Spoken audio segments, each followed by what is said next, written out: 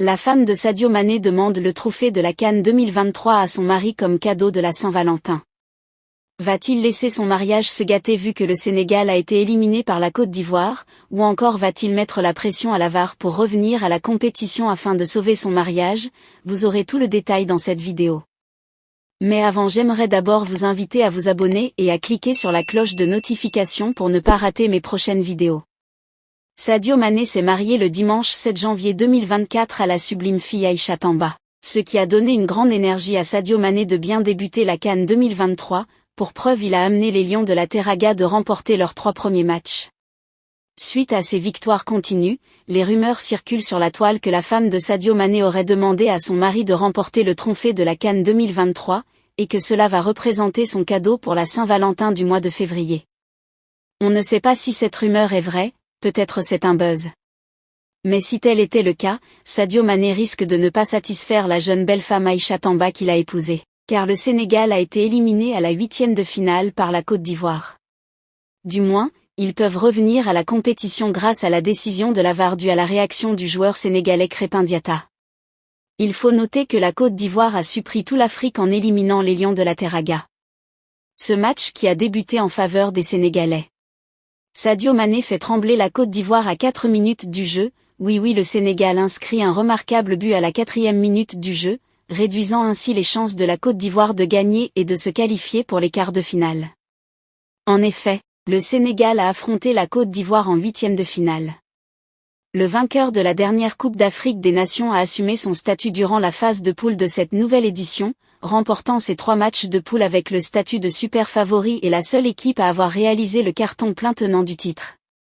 Le Sénégal croise la Côte d'Ivoire humiliée lors de sa dernière sortie contre la Guinée équatoriale 0-4 ayant remplacé Jean-Louis Gasset dému de ses fonctions. La Côte d'Ivoire a surpris tout le monde en égalisant le but encaissé à la 4e minute à la fin du match à la 86e minute grâce à un penalty, ce qui a amené les deux équipes à la prolongation. Aucun des deux n'a pu exploiter cette prolongation, et les deux équipes sont entrées dans une phase de tir au but. Mais sur cette partie, la Côte d'Ivoire a surpris tout le monde en dominant les champions de la dernière Coupe d'Afrique des Nations 5-4. Félicitations pour les éléphants de la Côte d'Ivoire. Face à cette défaite, les Lions de la Teranga n'ont pas perdu espoir. Ils attendent la décision de la VAR suite à la réaction du joueur sénégalais Crépin Diatta pour revenir à la compétition. Sénégal-Côte d'Ivoire, vous êtes des corrompus. Crépin Diatta s'est emporté contre l'arbitrage et la CAF juste après le match. L'arbitre risque-t-il de finir en prison ou le match sera-t-il annulé? L'allié de Monaco s'en est pris à des membres de l'organisation de la Coupe d'Afrique, quelques minutes après avoir sorti de la compétition au tir au but par la Côte d'Ivoire, le pays hôte. Vous êtes des corrompus, a lancé à des membres de la CAF le joueur sénégalais Crépin Diatta, furieux contre l'arbitrage après l'élimination contre la Côte d'Ivoire, 1-1, 5-4 au tir, en 8e de finale de la Coupe d'Afrique, lundi à Yamoussoukro. Vous nous avez tués, vous êtes des corrompus.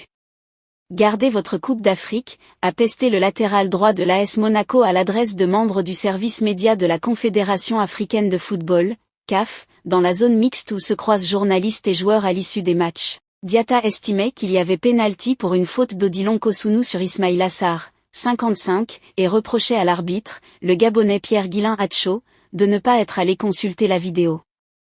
La Côte d'Ivoire a égalisé sur un pénalty de Franck Kessié après une faute du gardien Edouard Mendy sur Nicolas Pepe, 86, attribué celui-là après visionnage à la VAR.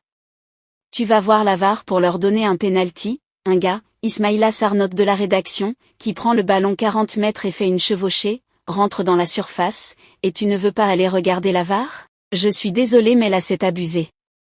Je suis vraiment désolé mais là ils ont tué notre compétition, a lancé Diatta.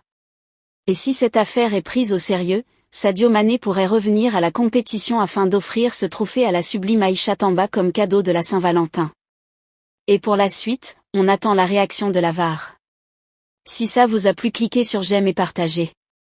Mais n'oubliez pas de vous abonner et de cliquer sur la cloche de notification pour ne pas rater mes prochaines vidéos.